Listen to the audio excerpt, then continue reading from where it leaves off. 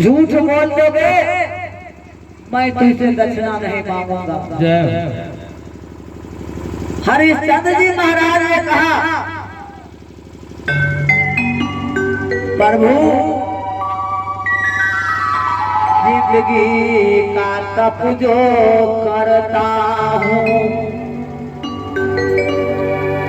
तप का कभी ना छोड़ूंगा।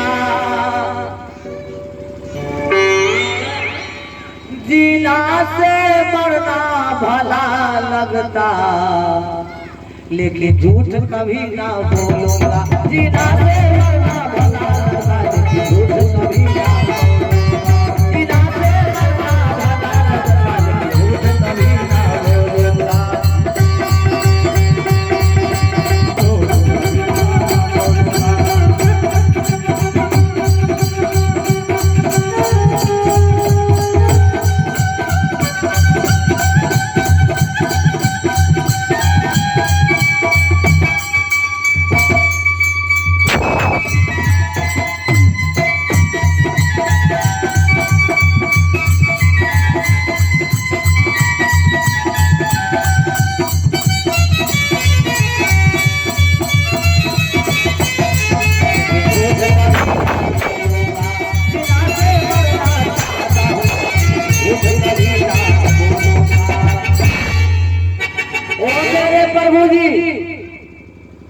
मैं ये पापी जीवन जीने से अच्छा करना चाहता हूँ लेकिन मैं झूठ नहीं बोलूंगा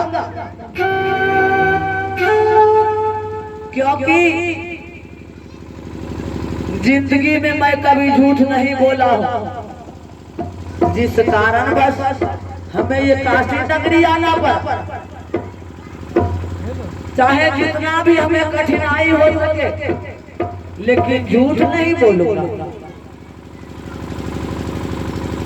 विश्वामित्र महाराज ने कहा अरे हरिश्चंद्र ढोंगी बाबा जी कहेगा दक्षिणा को तो चुका दिया लेकिन तो ये तू ये भी समझ लो जो मैं कभी पीछा छोड़ूंगा नहीं। चाहे जितना कष्ट मुझे उठाना पड़े तुझे दीपक का मैं उठाऊंगा। चाहे जिस भेष मुझे रखना पड़े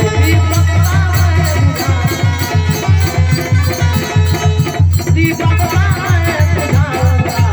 जिस भेष रखना पड़े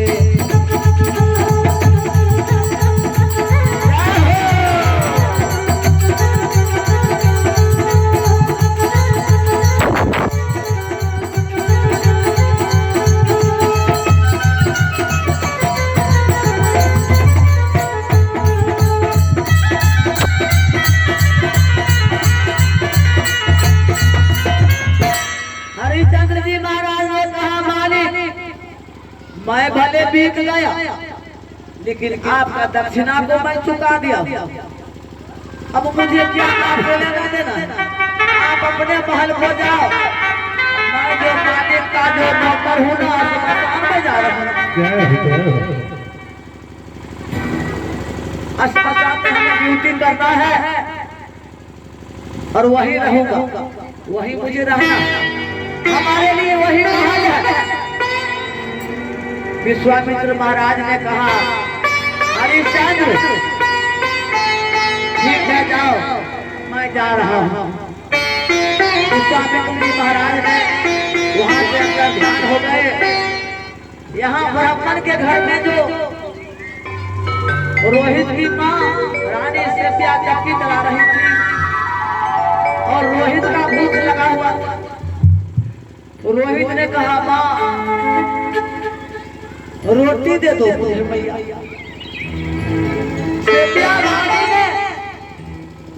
कल का रोटी रखा हुआ था ब्राह्मणी का घर में। रानी सेबिया ने कुछ छोटा सा रोटी लेकर रोहित को दे दिया। बेटे तब तक अपने पेट को भूख को मिटा लो। जब मैं रोटी बनाऊंगा ना फिर फिर तुझे मैं खिलाऊंगा बेटे। इतना ही देर में वो पिताश्री हो ब्राह्मण देवता का पत्नी कहीं से आ गई और रोहित का बहुत जोर से चबाता खींच लिया कान। कहा अरे पापी का बच्चा पापी कहीं कहीं बिना हमसे पूछे समझे तू हमारा रोटी खाएगा, तुझे मैं मजा चखा दूंगा। रोहित को गले को दाब कर घिसते हुए जहाँ रानी सीतिया चक्की चला रही वहां ले गए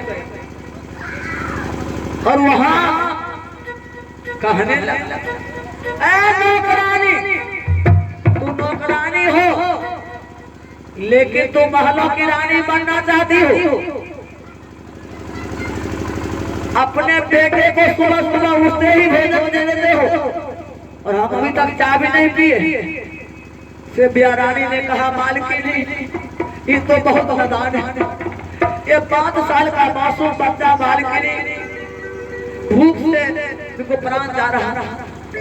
कल का जो रोटी था वो मैं दे दिया मालकिनी, मैं कुछ नहीं किया हूँ। कल का रोटी बासी रोटी में बेटा को दिया जिससे कुछ भूख उसका साथ हो जाए। ब्राह्मणी ने कहा अगे पिताश्री कहेगा बेटे को हाथ से रोटी जल्दी छीन और बेटे को फूल लाने के लिए भेज दो। जब आएगा हमारा ब्राह्मण महाराज तो पूजा करेगा। रोहित को भोजन भी खाने नहीं दिया और वहां रोटी छीन लिया कल का रोटी और रोहित का भेज दिया फूल लाने के लिए, फूल लाने के लिए भेज दिया। रोहित ने जाकर अपने दूसरा जगह बच्चे तो खेल और महलों की रानी ब्राह्मणी अरे रोहित मालिक को लिए फूल लेकर आओ जल्दी, पूजा का समय हो चुका। रोहित ने कहा हाँ मालकिनी, हाँ तुरंत आया मालकिनी मैं आ रहा हूँ।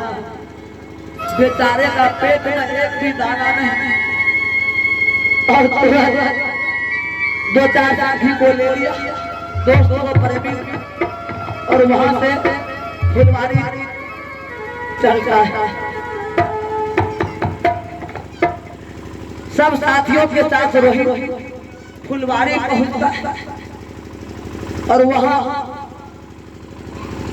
मायावरी विश्वामित्र कलिया नाग बन गए और फूल का जड़ में जा बैठ गए। सजनों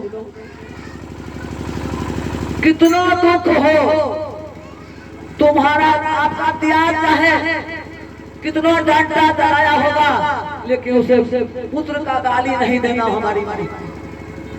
इतना कठिनाई वस्तु है वो पुत्र, चाहे पुत्र भला हो। अगर कुपुत्र जिसका लड़का है उसे पूछोगे तो तुम्हारा बेटा को मैं गोली मारूंगा तो कुछ बोलबो करोगे तो मानेगा नहीं मानेगा। परमात्मा विश्वामित्र महाराज ने कलिया नाग बन गए और फुलवारी में जाकर बैठ गए और जहां फैन लगाकर बैठा हुआ था अच्छा अच्छा फूल खिला हुआ। जितना ही वो फूल का गाछ काला रंग का उसी तरह कलिया नाग का भेद धर लिया विश्वामित्र।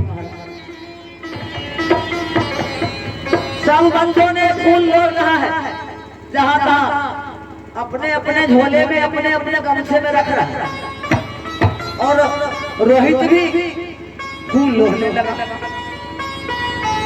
फूल लोड़ते लोड़ते रोहित जब देखा बड़ा बड़ा फूल है वहां, वो तो मायावरी फूल था। मायावरी फूल का पास जब रोहित ने गया विश्वामित्र जी महाराज वहाँ काला नाग बनकर बैठा हुआ। विश्वामित्र जी महाराज वहाँ बैठे हुए थे कलिया नाग बनकर, और रोहित जो ही फूल को पकड़े सर्व का भेष में विश्वामित्र जी महाराज ने रोहित वो जोरों से डंक मारा। रोहित ने कहा भैया भैया भैया भैया।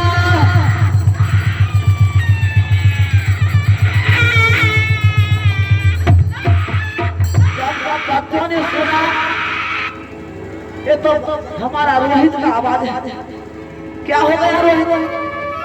सब बच्चों ने कहा रोहित रोहित रोहित क्या हो गया तुम्हारा, क्या हो गया? जब तक गया रोहित कहा दोस्तों मुझे भैया को जाकर थोड़ा बोल दो, तो हमारा बेटा का सर को नहीं काट दिया,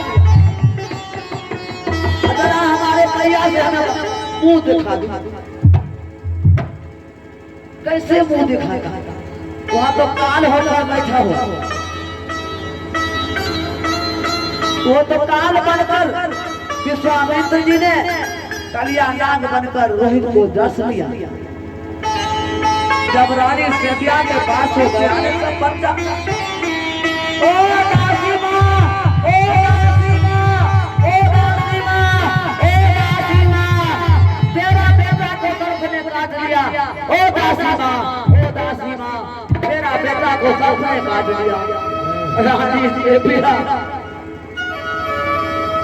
जब अपने कानों तक सुन लिया जो हमारा बेटा को सर्प काट लिया, भगवान सब कुछ तो छीन ही लिया था, एक बेटा ही हमारा एक सहारा था और अंतिम वो भी छीन लिया। भगवान तूने ये भला नहीं किया, परमात्मा तूने अच्छा नहीं किया जो हमें बुढ़ापे का सहारा दीपक को तूने बुझा दिया। सब बच्चों ने रानी सेबिया से दासी माँ तेरा बेटा को सर्प ने काटा। रानी सेबिया पगली की तरह बेटा बेटा बेटा कहाँ हो हमारा बेटा, कहाँ हो बेटा बेटा। व्याकुल होकर रानी सेबिया चिल्लाती हुई जंगल के होर पड़ी। वहां जब तक जाती है भैया तब तक कलेजे को प्राण छूट रहे। घुंघरालू बाल को देखकर मैया व्याकुल होने लगा। बेटा परमात्मा को हमें सब कुछ ले लिया अयोध्या धाम में, हमें उसे छोड़ दिया। अपने आप को तीनों प्राणी में बीत गया और अभी भी धीरज नहीं था। परमात्मा अभी भी हमारा बेटा को भी ले गए। हे परमात्मा अगर तू सुन जाता है तो सुन लो, अगर ऐसा दान तू दोगे तो कल जो आने वाला है कभी तुम्हारा कोई सेवा करने का लायक नहीं रहेगा। हमारा बेटा को जीवित कर दो, लेकिन परमात्मा रहे तब तो ये तो हाथ धोकर विश्वामित्र जी महाराज पड़े हुए।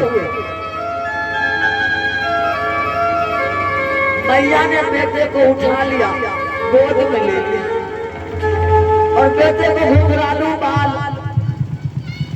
मैया ने कंधे से लगा लिया बेटे को और स्मशान के ओर उछल दिया। पहले जाती है मैया और अपनी मालकिनी से कहती है मालकिनी मालकिनी मालकिनी हमारा लाडला बेटा रोहित ने मर गया, मालकिनी एक पैसा दे दो, एक पैसा दफन लाने के लिए हमें दे दो, बेटा को मैं दफनाऊंगा। मालकिनी ने कहा गे पिताजी, गे दुर्भाग्य कहेगा, तू अपना बेटा को भी खा लिया और तू हमें पैसा हमको देंगे ना, हमको भी सर्वनाश हो जाएगा। रानी सिंधिया धक्का मार कर बापनी जाओ का बाप। रानी सिंधिया ने कहा मालकिनी आप तो हमें मालिक है, मालिक एक पैसा दे दो कफन लेने के लिए, मुझे पास एक फूटी कौड़ी भी नहीं है, ये मैं कैसे बेटे को ले जाऊं, अब कैसे मैं बेटे को दाह संस्कार करूं मालिक, हमारे पास एक पैसा भी नहीं है। मालकिनी ने कहा किस्मत फूट गया तेरा, तू पैसा हमसे मांगती हो, अगर तू नहीं जाओगी ना झोटा मैं उखाड़ लूंगा, लाश से बातें बातें ना श्मशान के ओर ले आऊंगा। हे भगवान दुई चारी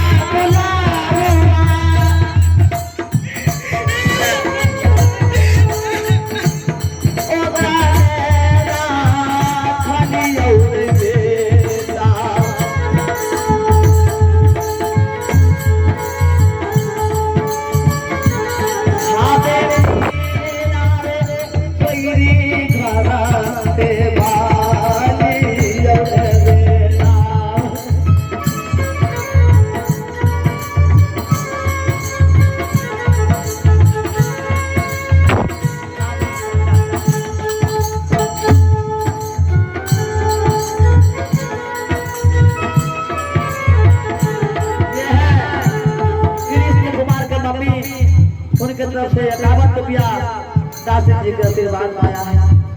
कृष्ण कुमार की जय हो। उनके साथ परिवार के जाओ, उनके रोजी रोजगार के जाओ।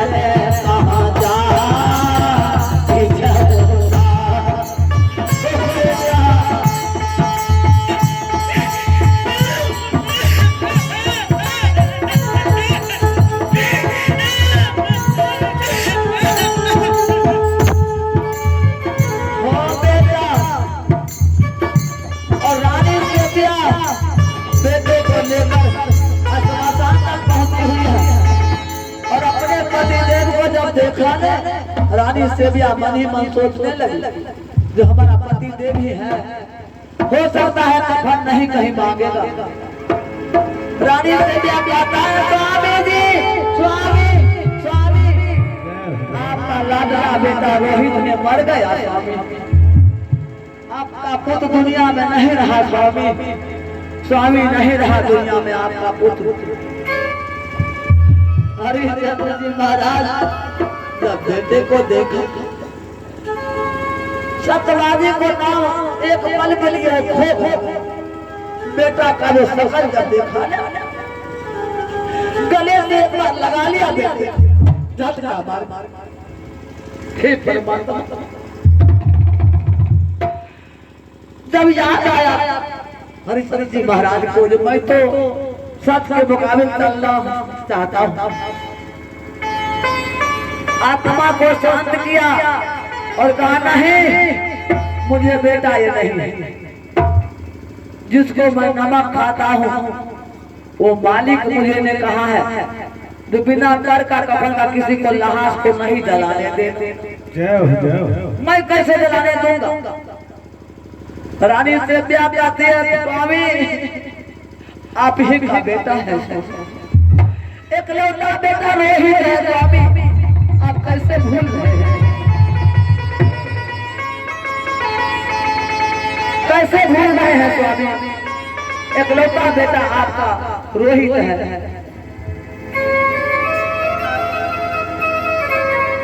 हरिश्चंद्र जी महाराज ने कहा मुझे कोई बेटा होना नहीं लगता है, जाओ सेबिया रानी ने कहा स्वामी सुख के सब साथी दुख में न तो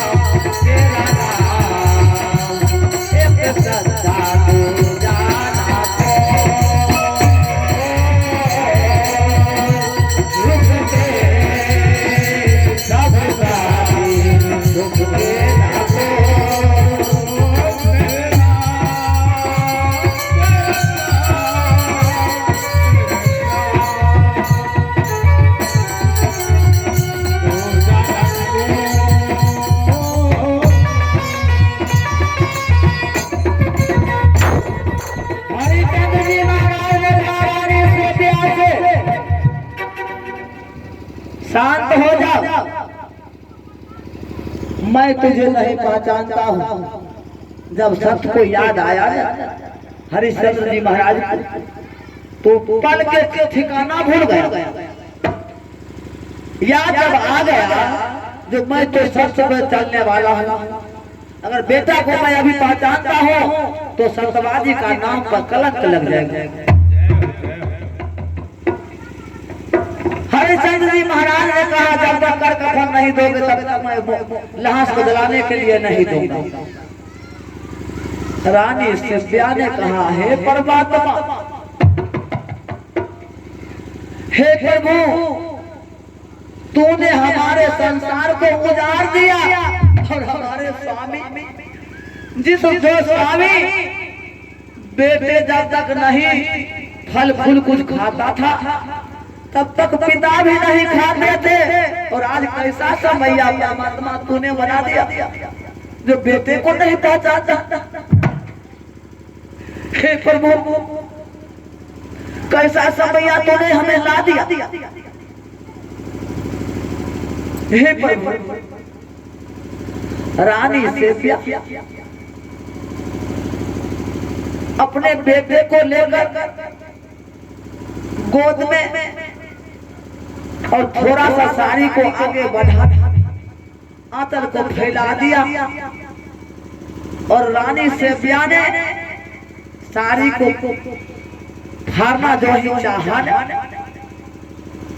तब तक विश्वामित्र जी महाराज तीनों लोग वहां से जितना देवताएं ब्रह्मा विष्णु महेश सभी का सब रथ को विमान जोत कर भूमन में आकर कहा धन है हरिश्चंद्र, धन है जो हरिश्चंद्र दानी, तेरा जैसा दानी ना कभी हुआ है ना कभी धरती पे जन्म लेगा।